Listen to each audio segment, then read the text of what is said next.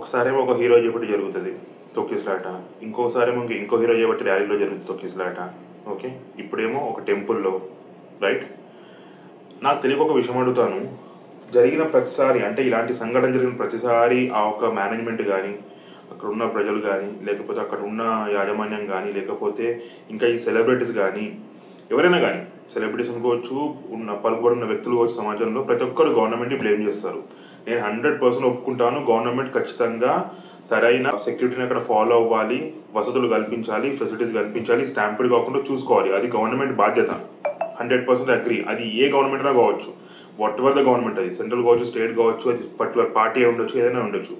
But నా question ఏంటంటే, as a individual మన రెస్పాన్సిబిలిటీ ఏంటి మరి? What is our responsibility? మనం రోడ్ మీద నడిచేటప్పుడు చిన్న ఒక రాయి మన కాళ్ళ కింద వస్తే మనకు తెలుస్తుంది, అవునా? నా కాళ్ళ కింద రాయి వచ్చి నన్ను తొక్కద్దు, పెయిన్ అవుతాయని చెప్పేసి.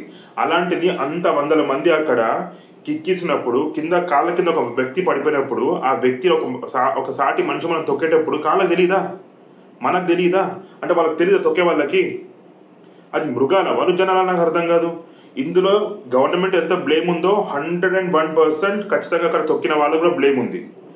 వాళ్ళు ఏమి కళ్ళు వాళ్ళకి మూసుకపోలేదు, వాళ్ళకి కళ్ళు కనిపించని కాదు, కాళ్ళ కింద తొక్కేటప్పుడు వాళ్ళకి ప్రజల కింద నాకు తెలుసు, వాళ్ళకి కావాల్సిన తొక్కారు.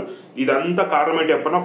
ఫోమో అంటే ఫియర్ ఆఫ్ మిస్సింగ్ అవుట్. నేను తొందరగా వెళ్ళి దర్శనం చేసుకోవాలి, తొందరగా వెళ్ళి చూడాలి, నేనే ఫస్ట్ ఉండాలి, నాకు ఫస్ట్ జరగాలి. స్వార్థం, 100% ఇది స్వార్థమేది.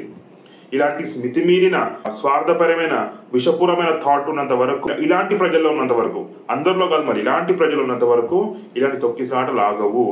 గవర్నమెంట్ కానీ, నిర్వాహకులు కానీ ఎన్ని ఫెసిలిటీస్ అరేంజ్ చేసినా కానీ, ఒక క్రౌడ్లో ఇలాంటి మెంటాలిటీ ఉన్నప్పుడు ఇలాంటి సంఘటనలు జరుగుతూనే ఉంటాయి. ఫస్ట్ మార్పు జరగాలంటే మనలో జరగాలి, మన మైండ్లో మార్పు రావాలి.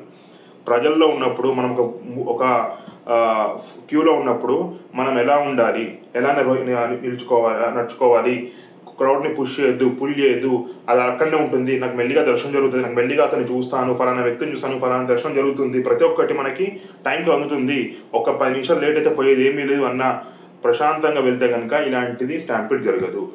నేను చెప్పేది కరెక్ట్ అనిపిస్తే దయచేసి కమెంట్స్లో నాకు మీరు తెలియజేయండి. Thank you.